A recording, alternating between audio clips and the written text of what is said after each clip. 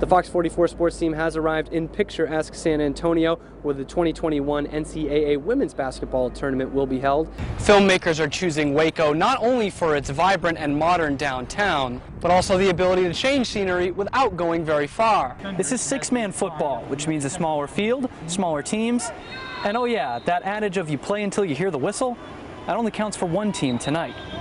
In the 1950s, small towns and cities across America made makeshift landmarks for wherever Elvis Presley was spotted in their community. In Waco, Elvis was here.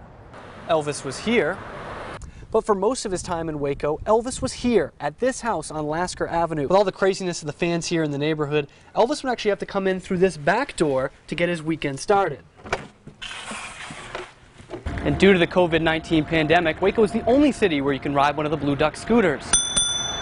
3 law agencies were involved in the 2 chases today that were both identified as separate stolen vehicle incidents. In the report given to the City Council, the museum says it's brought in anywhere from $120 to $170 million to the local economy since they opened their doors. Yeah, the CDC is saying if you are vaccinated and you're hanging out outside with people you know, like family and friends, you can just ditch the mask. Although these seniors might not get their traditional graduation ceremony, they're not letting the coronavirus rain on their parade. And Noelle, I don't know about you, but me and Madeline's favorite flavor has got to be the Thin Mints. Good morning and thank you for joining us on Fox 44. I'm Cameron Stuart. Killeen police are investigating a triple homicide that happened Saturday afternoon. Today marks 74 years since Jackie Robinson broke baseball's color barrier, becoming an American hero along the way. But before Brooklyn, there was Bell County, and it was right here in Central Texas where Jackie first showed the courage that he would use to change the world.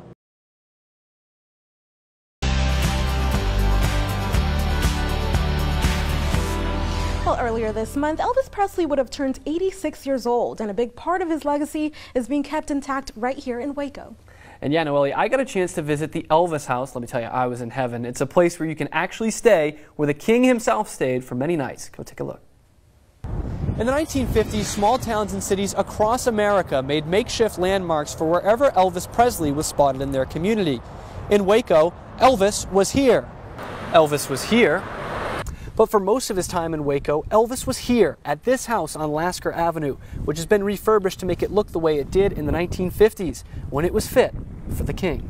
I think he just liked the stability of a family life, and I think that's why he came here. During his time stationed at Fort Hood, Elvis Presley needed an escape from his new reality. That's where Dallas DJ Eddie Fidel comes in. Fidel met Elvis in 1956 and, like most of the world, was immediately enamored. When he met Elvis, he was really impressed by him and said, look, I live in Waco, which is, 100 miles from here. If you're ever in Waco, I'd love to have you to the house. The king of rock and roll took him up on the offer, and soon Fidel had actually built an addition to the house specifically for Elvis's weekend getaways. At that time, Elvis's favorite colors were pink and black.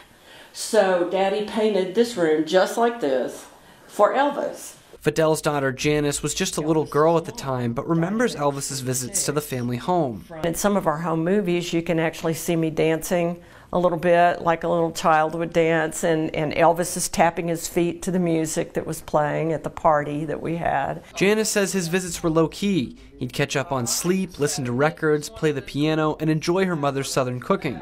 He even brought some food suggestions of his own. He introduced us to the peanut butter and banana sandwich. We had never heard of such a thing, and after that, Mom would make those for him. As you might imagine, it wasn't easy to keep word of Elvis coming to town a secret. With all the craziness of the fans here in the neighborhood, Elvis would actually have to come in through this back door to get his weekend started.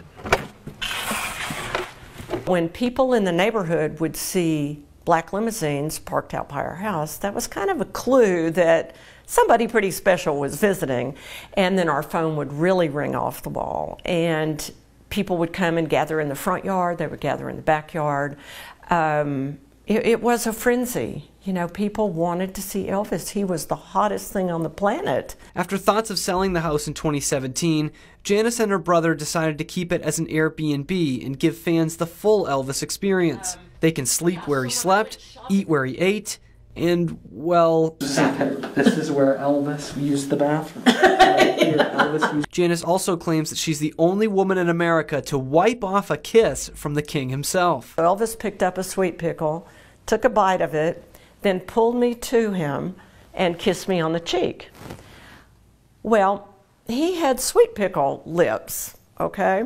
They were cold, it was sticky, it was icky, and I just kind of did like this, you know, as a 4.5-year-old might do. But this was no heartbreak hotel for Elvis. He affectionately called it his home away from home, with Eddie Fidel even planting a tree in the front yard for Elvis's mother Gladys after she died in 1958. So he felt he could trust us, and he loved being around children. He loved being around my mom and dad. You know, they were kind of maybe role models for him in a way. Looking back on it, Janice can hardly believe it was real. It was very unique and very special that someone in his position would have come to our home and hung out. It almost seems like a dream to have been a part of that. It was such a different time and place, but what a very special time. And I feel very privileged to be a part of it. A new professional basketball team is coming to Central Texas next month, and they're providing an opportunity for basketball players and the community. Fox 44's Cameron Stuart, he joins us in the newsroom after meeting the team today. Cameron, what brought them to town? Well, we know March is all about basketball, and here in Waco, it's set to be one exciting month, with both Baylor programs looking to make a deep run in the NCAA tournament. But after the nets are cut down in Indianapolis and San Antonio, it's time for professional basketball in Waco to get its one shining moment.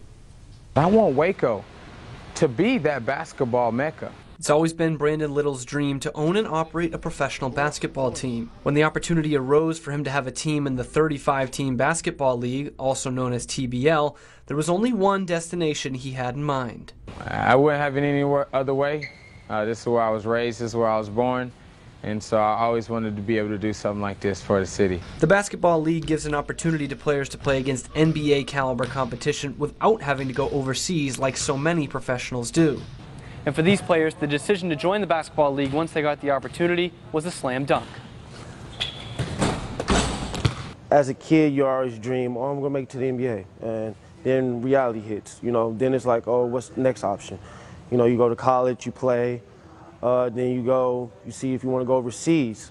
Then, you know, you get down on yourself. But now that the TBL has gave that opportunity to bring professionalism inside the States where you don't have to go travel, I think is very well. The players come from all over to continue their dream. DeONTREI Brown comes from Mississippi, Marvin White comes from Fort Worth, and Josh Williams drove 6 hours from Texarkana to be a part of what the Royals are building. I'm just excited to be a part of a team again, and excited that we have a group of great guys, great staff, and just that we're going to use this as bigger than basketball and just to help the community. After all, it's the community that inspired Littles to create this team in the first place, and it's the community that attracted the players to don the Royals uniform. The Royals is about community, and the Royals is about doing things out, and just the positivity that they're creating a platform for kids, players like me that didn't have the best opportunity,